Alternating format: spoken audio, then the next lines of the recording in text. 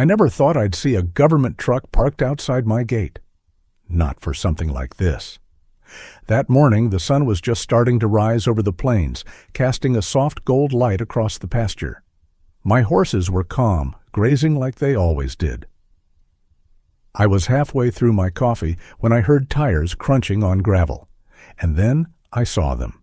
Animal control, clipboard in hand, looking far too serious for a peaceful ranch visit. They weren't here to admire my horses. They were here to take them away. The officer didn't even knock. He called out over the fence. "We've had a report about possible neglect and unsafe animals on the premises. We're here to investigate." I froze. My heart just dropped. Neglect? Unsafe? These were therapy animals. They had helped more people than I could count, including me. But it didn't matter. Someone had made a complaint, and I already knew who it was. She lived right next door, and she hated my horses from the moment she moved in. Where are you watching from? Tell me in the comments. And stick around because this story gets personal real fast. Before everything fell apart, life on the ranch was peaceful. Not flashy, not loud, just peaceful. The mornings started with birdsong and the rustle of prairie grass in the wind. I'd sip my coffee on the porch, boots up on the railing, watching the sun break over the hills. And just below me in the pasture were my girls, Aspen and June. They weren't just horses, they were my therapy, my purpose, my family. See, a few years back I was in a wreck. A drunk driver ran a red light. I walked away with my life, but my mind, it never really left that intersection. The panic attacks, the nights I couldn't sleep, the way I jumped at every horn or siren, it nearly broke me. Until one day, someone introduced me to equine therapy. I didn't even believe in it at first, but something shifted. Being around Aspen and June slowed my breathing. Brushing them, walking beside them, it was like they knew. They never judged, never rushed me. Eventually, I moved out here, got a small patch of land just far enough from the city to breathe again. I built everything myself, the stalls, the fencing, even a little paddock for the kids who came by for sessions. Veterans, too. Folks with trauma who couldn't find peace anywhere else. Except here. It wasn't a business. I never asked for a dime. It was just healing.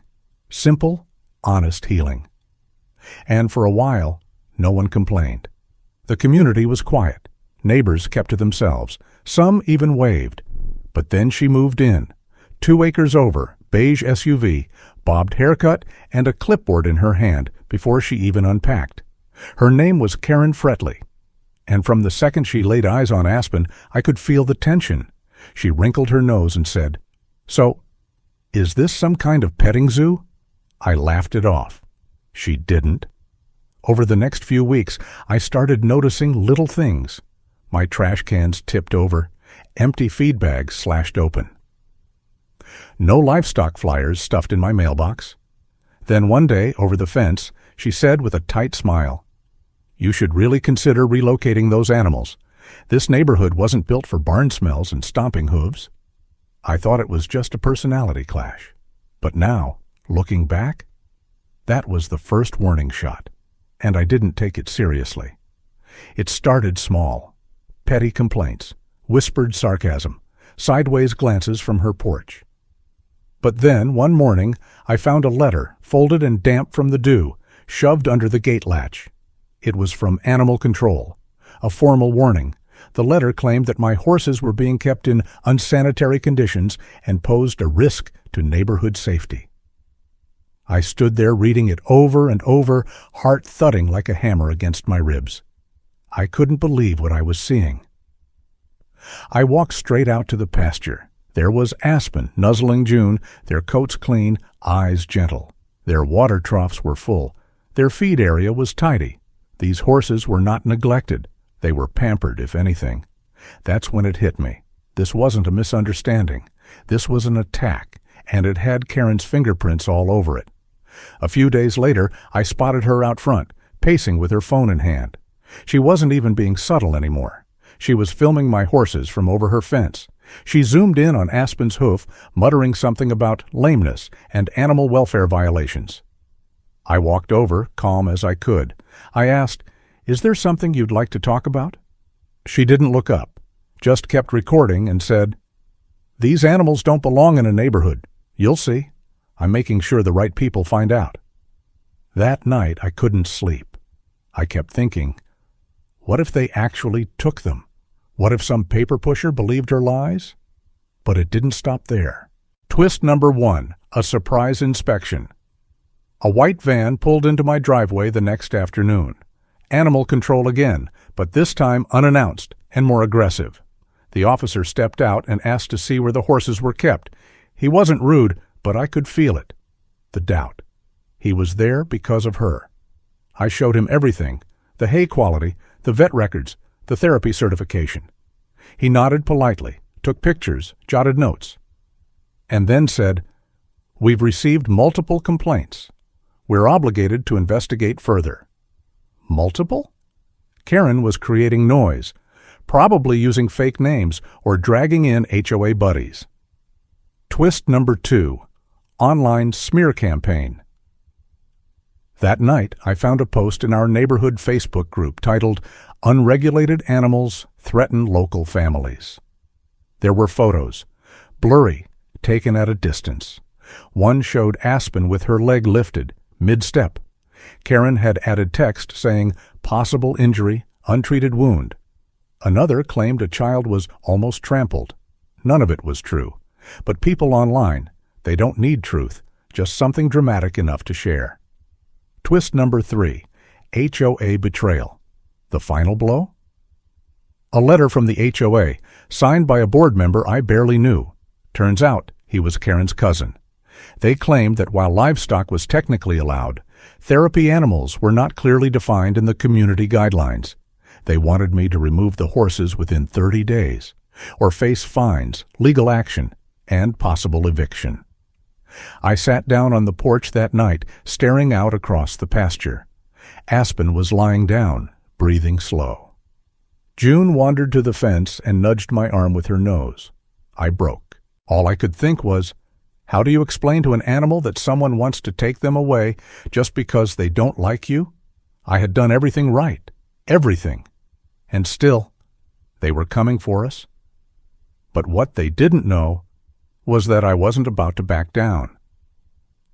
I sat on that porch all night, didn't sleep, didn't move, just stared at those fields, thinking about every child who had whispered their secrets to June, every veteran who'd leaned into Aspen's shoulder and let their tears fall without shame.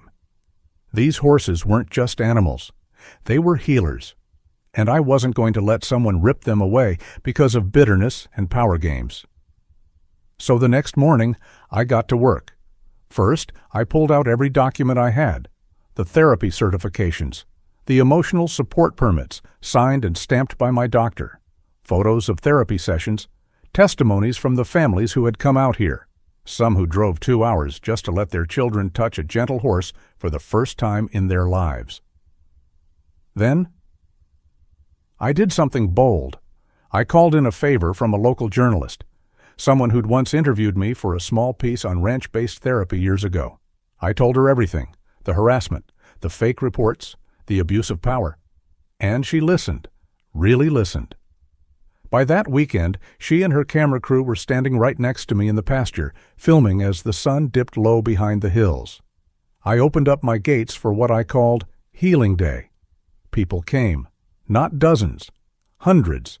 Parents with autistic children who had found peace here, veterans who had spoken their first full sentences since combat on these fields. Even a few teachers and therapists who'd quietly referred patients to my ranch over the years. And they didn't just show up, they spoke up, on camera, on social media, loudly. A mother knelt beside Aspen, tears in her eyes, and said, "This horse brought my son back to me. How can that be a crime?" Another father looked straight into the lens and said, "If these animals are dangerous, then maybe kindness is too." The footage aired on local news that night. By morning, it was everywhere. Hashtags like News Protect Aspen and June and Dow Therapy Not Threats started trending. But that wasn't all. The state veterinarian saw the piece and issued a public statement defending my horses, calling them an exemplary case of proper animal therapy care. Animal Control called me 2 days later. Case closed, all charges dropped, no fines, no removals, no violations. And then came the final twist. Karen? She was served with a cease and desist for harassment, and the HOA, under pressure from the media and public backlash, they held an emergency board meeting. The result? Karen was removed from the board, effective immediately. After that storm of noise and fear, it was quiet again. But this time, it wasn't the uneasy silence that came from walking on eggshells. It was peaceful, earned peace, the kind that only comes after you've stood your ground and watched the dust settle around your boots. The morning after the news broke, I stepped out onto the porch like always, coffee in hand, sun rising slow. But something felt different. Across the fence, where Karen once stood, glaring, her curtains were drawn. Her car hadn't moved in days. And then, almost like a final whisper of defeat, a for sale sign appeared on her front lawn. No announcement, no apology, just quiet departure. But what really shook me was what stayed. People kept coming, not to protest or argue, but to thank me. One by one, neighbors who had once kept their distance began stopping by. Some brought apples for Aspen in June. Others brought baked goods, notes, or just their presence. One elderly man from down the road came with his cane and said, "I lost my wife last year. I never told anyone, but I'd sit on your horse's side of the fence some nights, just to feel like I wasn't alone." I didn't know what to say. I just nodded and patted his shoulder, swallowing hard. The Facebook group that once spread lies? Now it was full of praise, videos from Healing Day, testimonials, photos of smiling kids next to the horses. The same voices that once stayed silent were now defending my ranch with fire in their words. And something even bigger happened. A local nonprofit reached out. They wanted to partner. They offered to help fund an expansion, more shelter space, better fencing, even therapy certifications for other animals. What was once just my way of healing was now turning into a full-blown sanctuary. And not just for me. I still sit on that same porch every morning, same coffee mug, same rising sun. But now, the view hits different. Because when I look out at Aspen in June, their tails swishing in the breeze, their eyes calm and watching, I don't just see animals, I see survivors, just like me. We didn't win because we shouted louder. We won because truth stands when everything else falls. Karen thought she could shame me, scare me, use rules and rumors to erase something she didn't understand. But you don't erase healing, you don't silence peace, and you sure don't intimidate someone who's already crawled out of the darkest place and found light again, in the shape of a gentle horse. So here's the truth, plain and simple. They tried to call my horses a nuisance. I proved they were a necessity. And if you're ever facing someone who tries to crush the good you're building, don't back down, don't shrink, stand in the storm, because when the clouds finally break, you'll be stronger than ever.